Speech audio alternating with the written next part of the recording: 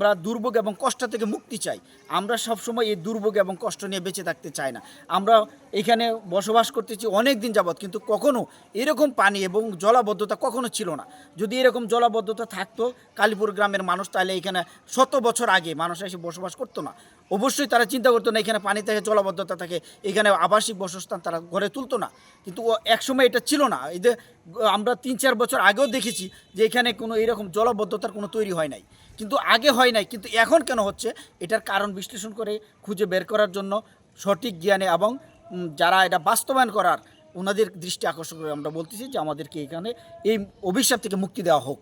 প্রত্যেকে ঈদের পর থেকে লাগা লাগা 3বার পানি আমরা চলাফেরা খুবই একটা কষ্ট হইতেছে।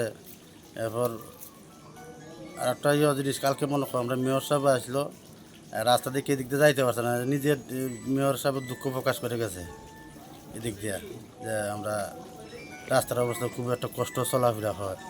এই এলাকার মানুষ বেশিরভাগ এই প্রতিটা বছর এই বন্যার সময় মানুষ কষ্ট করে।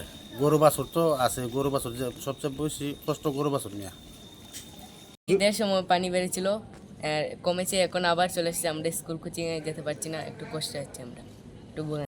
ঈদের আগে আপনার পানি উঠছিল, ঈদের পরে 2বার কমছে, আবার 2বারই উঠছে। তো ঈদের আগের দিন থেকে উঠছে, এরপর থেকে তো একবার মাই যে হুগাইছি আর হুগাইল।